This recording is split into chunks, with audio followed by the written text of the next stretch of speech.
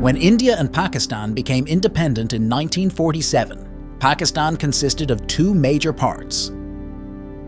Present-day Pakistan was known as West Pakistan, while East Pakistan constituted Bangladesh.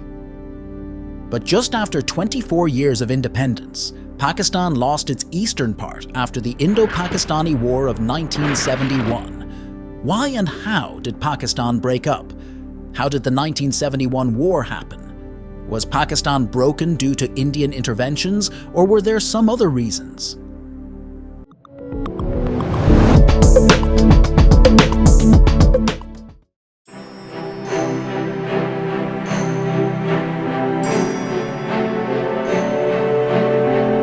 There was a 1,000-mile geographic distance between the eastern and western wings of Pakistan, and in between, there was a hostile country, India.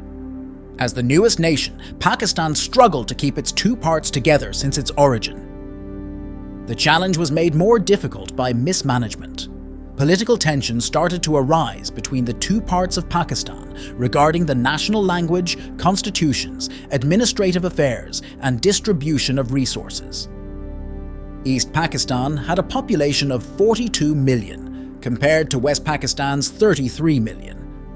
Despite their larger population, the people of East Pakistan perceived a lack of representation in the government and felt neglected in resources allocation. East Pakistan, which contributed 70% of Pakistan's exports through jute and tea production, received significantly less government spending compared to West Pakistan. In the 1960s, Bengali nationalists started a movement for greater autonomy for East Pakistan. Bengali nationalist leader Sheikh Mujib proposed limiting the federal government's authority to defense and foreign affairs while assigning all other responsibilities to the individual federated states.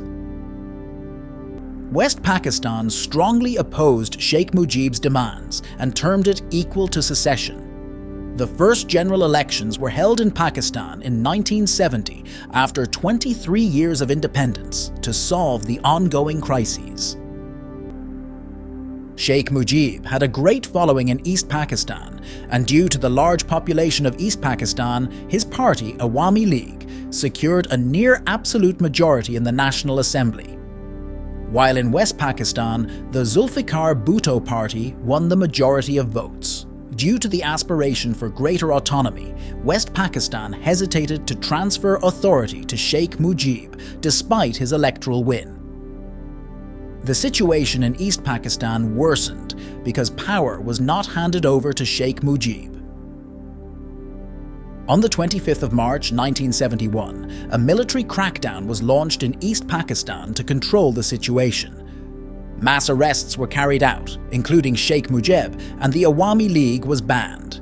The military crackdown resulted in around 10 million individuals, including political activists, seeking refuge in the neighbouring states of eastern India. A significant number of Pakistani military personnel who sympathised with the Awami League fled and migrated to India. On the 26th of March 1971, the Bengali leadership, who had taken refuge in India, declared the independence of Bangladesh. In April 1971, leaders of the Awami League established an exile government. The Bangladesh armed forces were established from both formal military personnel and volunteers. They received arms and training from the Indian Army. Employing guerrilla warfare tactics, the Bengali armed resistance movement Mukti Bahini gained control over extensive areas of the Bengali countryside. In early 1971, India avoided confrontation with Pakistan because Pakistan had close relations with China and the United States. Pakistan had sided with the United States during the Cold War, but with it, it resented the Soviet Union. In August 1971, India entered into a war cooperation treaty with the Soviet Union. It offered India protection against potential Chinese or American intervention in support of Pakistan in the event of a war with India.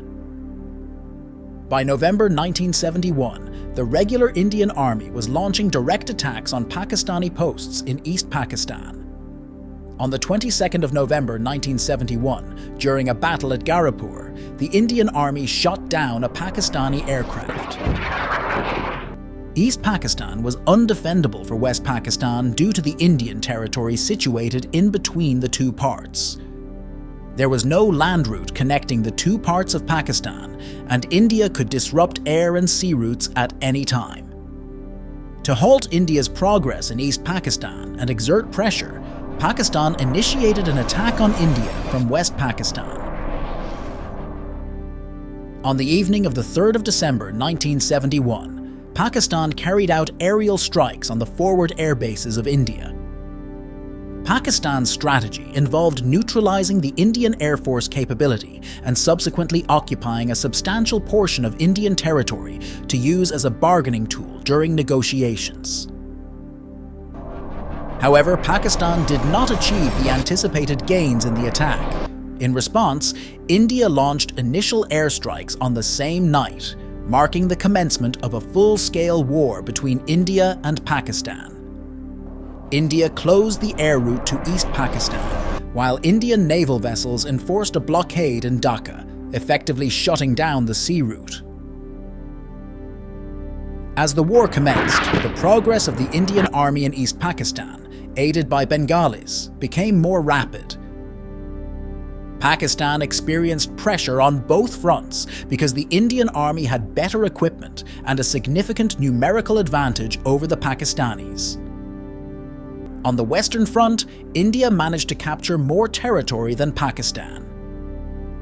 While Pakistani troops found themselves encircled in East Pakistan, their supply lines were severed and aerial support was also terminated.